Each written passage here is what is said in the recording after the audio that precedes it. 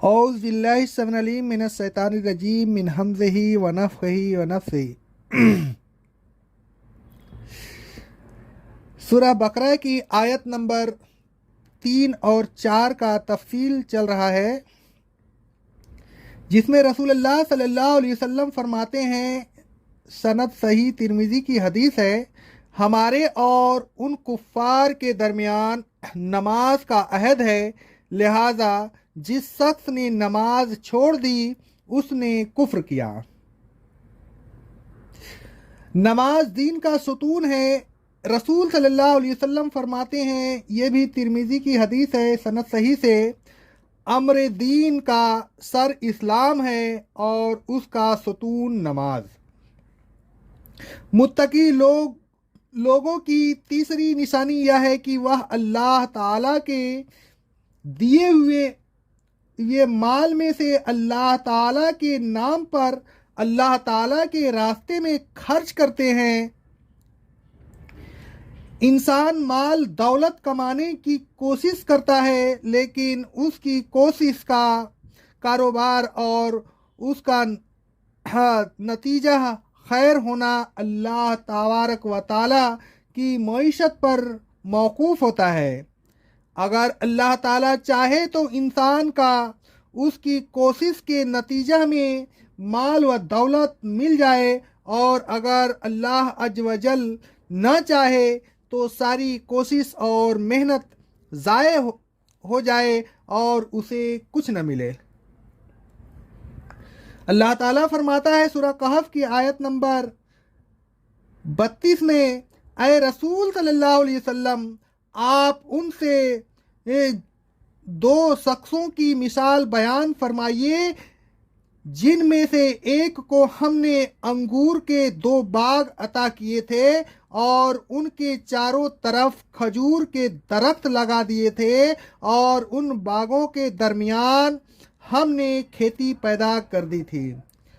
इस आयत में अल्लाह रब्बुल आलमीन ने बागात का देना, खजूर के दरख्त लगाना और खेती का पैदा करना, उन तमाम कामों को अपनी तरफ मंसूब किया, अगरचे कोशिश और मेहनत उस शख्स ने ही की होगी जो उस बागात का मालिक था। उस आयत में से साफ जाहिर होता है कि कोशिश का समरह अल्लाह ताला की तरफ से मिलता है, लिहाजा वही हकीकत है, देने वाला है। उसी तरह कोशिश को ज़ाय कर देने वाला भी वही है, बल्कि कोशिश को बार आवर करके कोशिश के सिरात को ज़ाय कर देना भी उसी के हाथ में है। बागों के मालिक ने कहा, सूरह कहफ की आयत नंबर 35 में, मैं नहीं समझता कि यह बाग वगैरह कभी तबाह होंगे। उसके साथी ने कहा, तुम्हें इस तरह कहना चाहिए, माशा अल्लाह ला कुव्वत इल्ला बिल्लाह। सूरह कहफ की आयत नंबर 39 में है, जो अल्लाह चाहे वही होता है, वही मिलता है, किसी में कुव्वत नहीं मगर अल्लाह की तौफीक से। लेकिन उसने इस माल के हुसूल को अल्लाह ताला की तरफ मंसूब नहीं किया, माल पर भरोसा किया, मादा परस्ती में गिरफ्तार हो गया और उस नाशुक्री की सजा में अपने माल व दौलत से हाथ धो बैठा। अल्लाह रब्बुल आलमीन का इरशाद रब्बानी है सूरह अल कहफ की आयत नंबर 42 में, उसके फल को अजाब ने आ घेरा और वह बाग अपनी छतरियों पर गिर पड़ा, तो वह शख्स उस माल पर जो उसने उसमें खर्च किया था काफी अफसोस मलने लगा और कहने लगा, अय काश मैंने अपने रब के साथ किसी को शरीक न किया होता। कारून के किस्से में अल्लाह रब्बुल आलमीन फरमाता है सूरह अल कसस की आयत नंबर 71 में, हमने उसको इतने खजाने दिए थे कि उनकी कुंजियां एक ताकतवर जमात को उठानी मुश्किल होती थी। इस आयत में भी खजानों के देने को अल्लाह ताला ने अपनी तरफ मंसूब किया, लेकिन कारून ने नाशुक्री की और उन खजानों को अपनी मेहनत और इल्म और फन का नतीजा समझा। इसने कहा सूरह अल कसस की आयत नंबर 78 में, यह माल तो मुझे मेरे इल्म की वजह से मिला है। अल्लाह ताला ने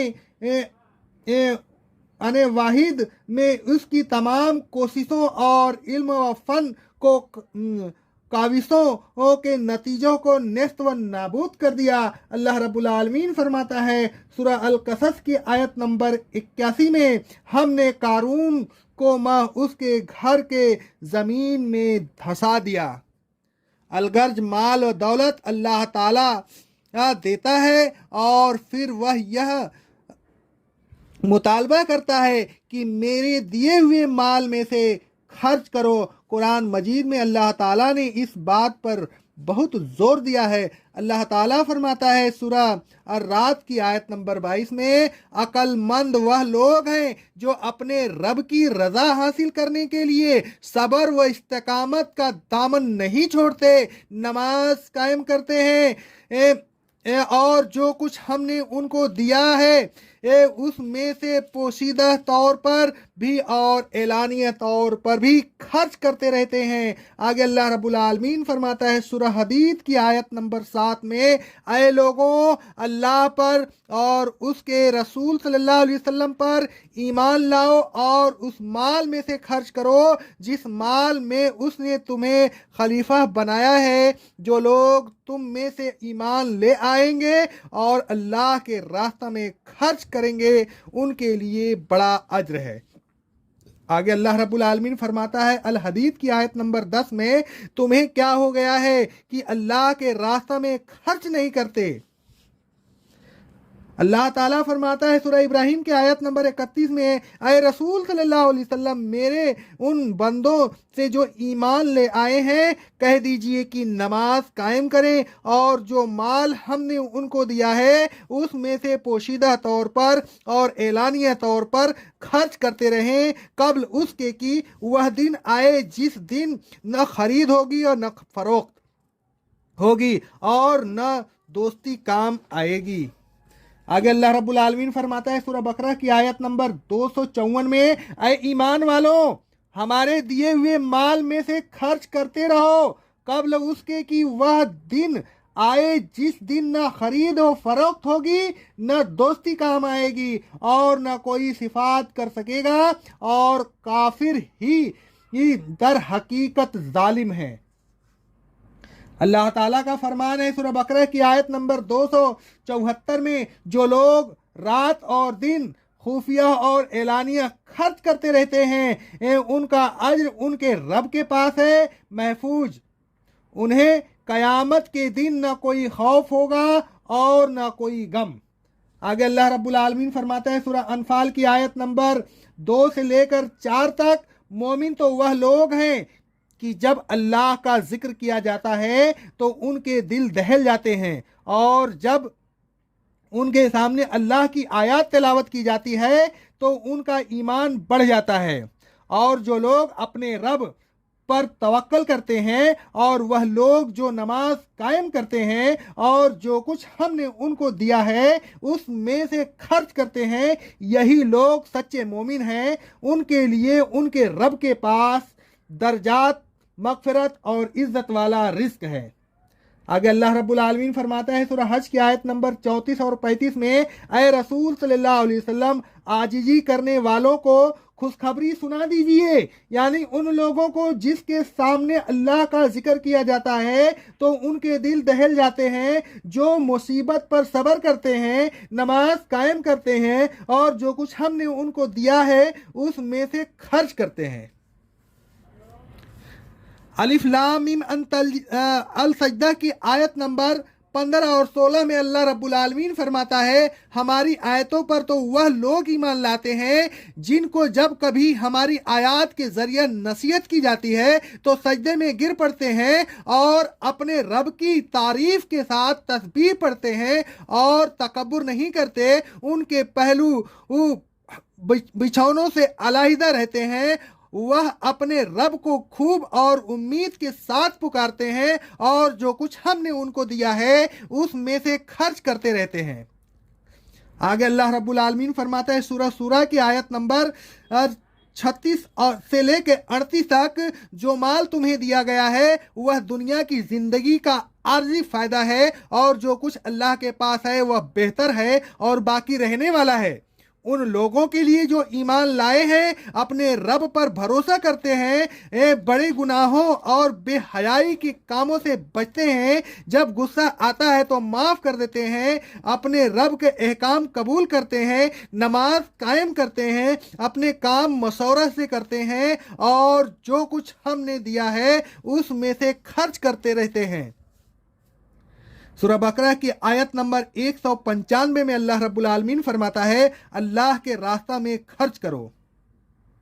फिर एक और आयत में अल्लाह रब्बुल आलमीन फरमाता है, सूरह बकरा की 254 नंबर आयत में, जो कुछ हमने दिया है उसमें से खर्च करते रहो। अत-तगाबुन की आयत नंबर 16 में अल्लाह रब्बुल आलमीन फरमाता है, अल्लाह के रास्ता में खर्च करते रहो, यह तुम्हारे हक में बेहतर है। अहादीस में भी इस चीज पर बहुत जोर दिया गया है। एक मर्तबा हजरत अस्मा से रजी अल्लाह ताला अन्हा से रसूलुल्लाह सल्लल्लाहु अलैहि वसल्लम फरमाते हैं, खर्च करती रहो, गिन गिन कर ना दो, वरना अल्लाह भी गिन गिन कर देगा। हाथ ना रोको, वरना अल्लाह भी तुमसे हाथ रोक लेगा। सही बुखारी सही मुस्लिम की हदीस थी। अल्लाह के रास्ता में खर्च करना ऐसी चीज़ है कि उस पर रस करना चाहिए। रसूल अल्लाह सल्लल्लाहु अलैहि वसल्लम फरमाते हैं, सही बुखारी सही मुस्लिम की हदीस है, दो आदमियों के अलावा किसी पर रस नहीं करना चाहिए।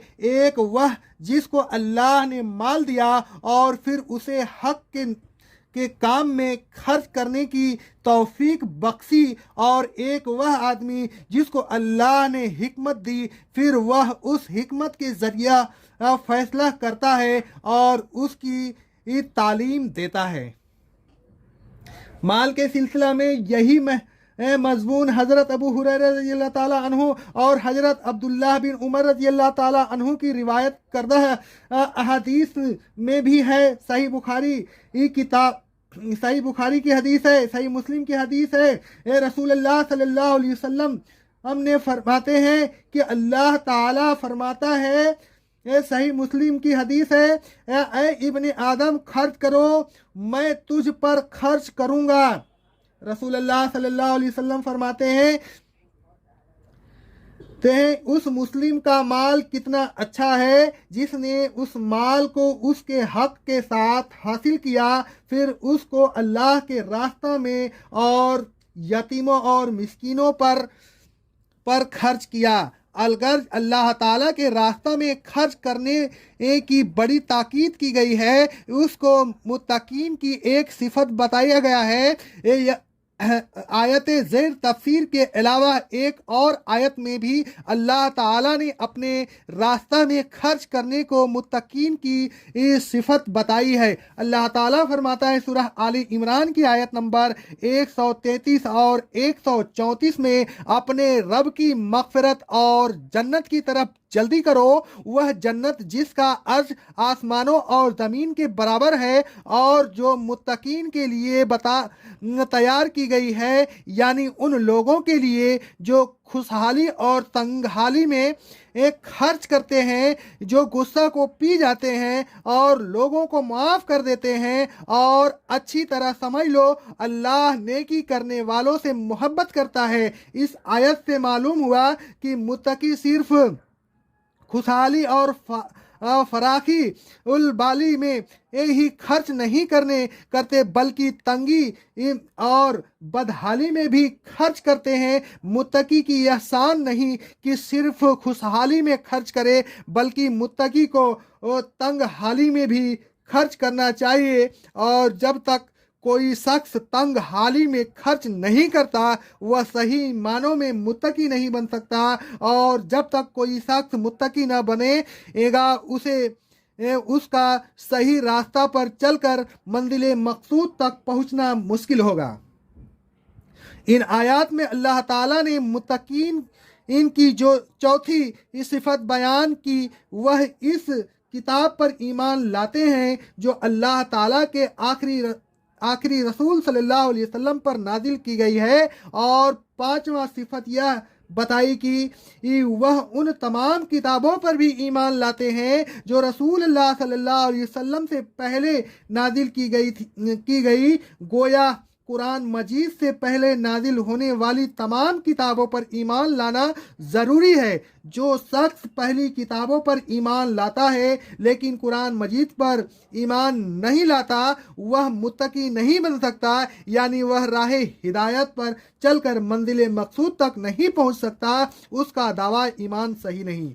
अल्लाह ताला फरमाता है सूरह मोहम्मद की आयत नंबर 2 में, जो लोग ईमान लाए और नेक अमल करते रहे और इस किताब पर ईमान लाए जो मोहम्मद सल्लल्लाहु अलैहि वसल्लम पर नाजिल की गई है और वह उनके रब की तरफ से हक है, अल्लाह उनसे उनके गुनाहों को दूर कर देगा और उनकी हालत की इस्लाह फरमाएगा।